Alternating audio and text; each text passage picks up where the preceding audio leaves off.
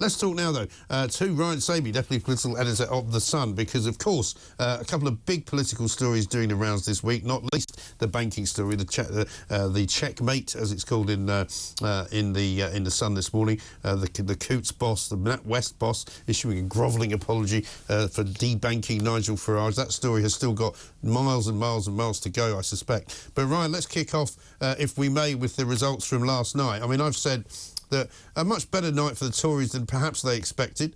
And it's still sort of, the jury's still out a bit on Keir Starmer, isn't it?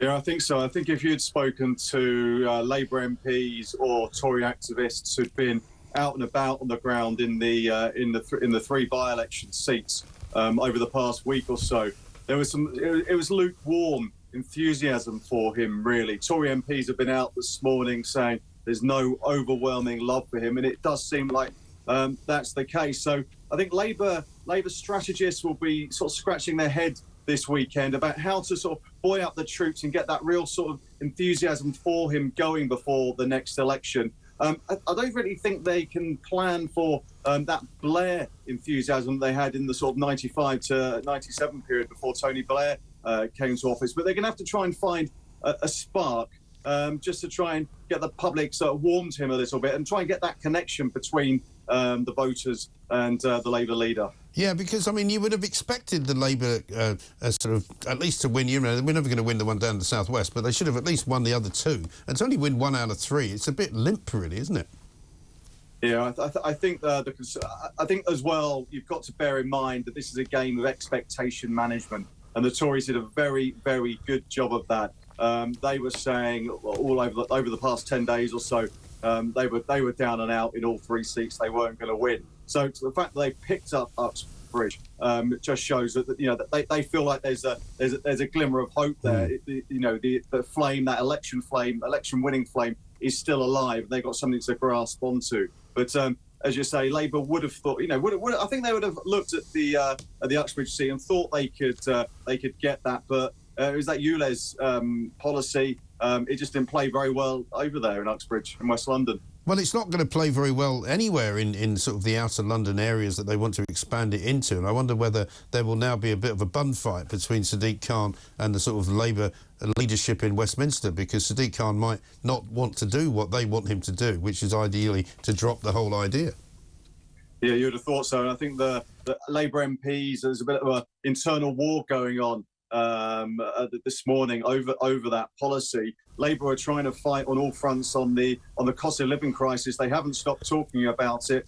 They keep talking about the Tory mortgage bombshell, following on from Liz Truss's premiership. But at the same time, they're talking about that. But there's a Labour mayor who wants to introduce a £12.50 charge every time some people drive their car. So that was the real difficulty for them. So I think there certainly will be internal discussions. Whether it changes anything, I'm not quite sure. Sadiq Khan doubling down this morning, and it doesn't look like that policy is going to change anytime soon. It comes in at the end of next month, so realistically, it's just not going to happen. Well, unless, of course, the judicial review comes back and says that his move to make it happen was unlawful, which could happen. Yeah, I mean, there is that outside chance. It does seem that that policy will go ahead. So certainly from Sadiq Khan's point of view, there's going to be no change. No, absolutely right. So, I mean, I had a call this morning from somebody who said, is Keir Starmer the kind of Neil Kinnock figure for this particular century? Because maybe he is. Maybe he's that guy that people don't quite trust to run the country. And when it finally does come to putting that X where his party is, it doesn't quite happen for him. Yeah, there is that sense that the public haven't taken to him too much. But on the other hand, with where he is in the opinion polls, does he actually need to do a great deal? The tide is moving towards Labour, and to become Prime Minister it is a big task for Labour. They have to win 120-odd seats just to get that majority of one. But even if they are that smallest party the biggest party with no majority, they have got people who can prop them up a little bit. The Liberal Democrats could stand by them. The SNP could prop them up and get a Queen's speech through, get a finance bill, get that budget through Parliament. So the Labour Party in Parliament do have friends. And on the flip side of that, it seems like the Conservatives have run out of friends. The Lib Dems are not going to prop them up again. You look back to what happened in 2010 to 2015. That's not happening. You're certainly not going to get the SNP or even the DUP, who are going to come to the run to the aid of the Conservative Party. So Labour are in a good position. They almost don't need to be, as much as they'd like a majority. They, to get into Downing Street, they don't need to be that have that massive majority. No, and we know the Lib Dems always get very excited at by-election time, don't they? They won a big one down in Somerton and Frome, but I mean, it doesn't really change much for them, does it? I don't think massively. We always see these, in general terms, Lib Dem seats. They win them in by-elections. They throw the absolute kitchen sink at these seats. You can do that. You can do that. During by-elections when you're fighting one or two seats.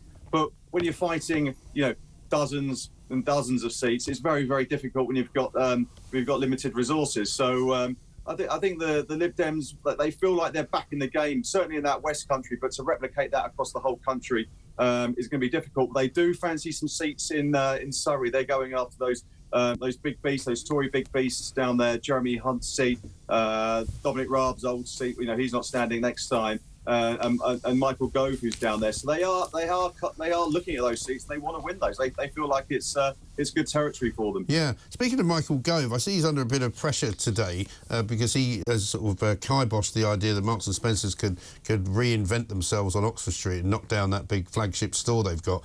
He's for some reason said they can't do it.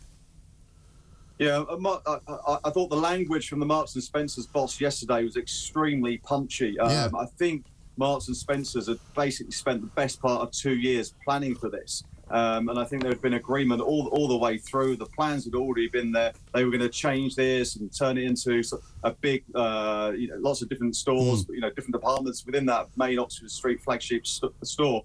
And Michael Gove has just come down at the last minute, been waiting for this decision. He's just said, no, you can't go ahead. So for actually to see a chief executive, a big boss of one of these companies be so strong and come out against Michael Gove's decision was actually quite telling, I thought. Yeah, and I don't know quite whose side everybody's on this one, because there's the commercial people from Marks and Spencers who want to sort of redevelop Oxford Street. There's a plan to redevelop Oxford Street in general to try and make it a bit less sort of cowboy-looking with all those terrible candy stores. But then there's the sort of Green Brigade as well. It's not clear who wants to preserve it for historical purposes or whether somebody else, wants to do something else with it.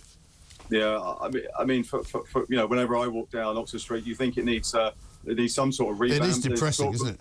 Yeah, you look at the street, and some people have spoken about pedestrianising the whole thing, and whether that would be a time to sort of encourage more tourists. It's these big cities and town centres, are struggling, during the week with lots of people working from home. So you really need to make these places as attractive as you can. Yeah, exactly right. Let's talk finally just about the Nigel Farage Coates situation. Pictures of Rishi Sunak with the chief executive of the NatWest Group, Dame Alison Rose, on the front pages today have raised a few eyebrows. Is the belief that he sort of pressured her into making that apology to Nigel Farage? I don't know. I think Rishi Sunak would have liked her.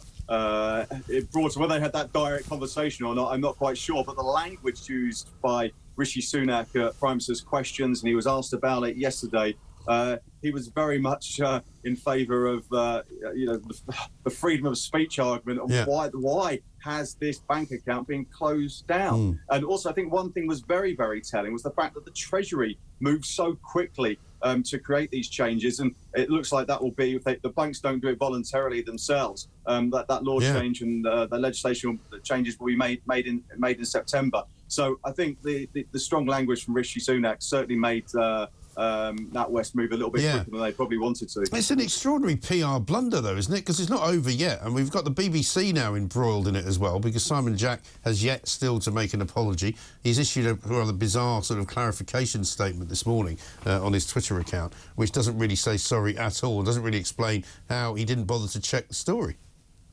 Yeah, this has caused a whole host of problems. I was actually talking to Nigel Farage yesterday about this, and he's written in our paper this morning, and he's actually urging businesses, individuals who've been caught up in this whole furore themselves. They've been debanked to actually get in touch with their banks and find out why it's happened. So he's not going to let this one rest. He calls the apology from NatWest a significant victory, but he's not going to let this one die anytime soon. No, and I don't think he should do either. A lot of people really, really wound up about it. Incredible stuff. Ryan, good to talk to you. Thanks very much indeed, sir. Ryan Sabey, Deputy Political Editor of The Sun. They're giving his lowdown on what happened last night. And there is definitely still, I would say, a lot of question marks over Keir Starmer, a lot of question marks over his leadership skills, a lot of question marks over, what he actually believes in as opposed to what he doesn't believe in. A lot of people were saying yesterday, oh, well, we kind of know what Keir Starmer doesn't want, but what we don't know is what he does want if he was to become Prime Minister. And I'm not certain that it is a done deal, by any means, by any stretch of the imagination.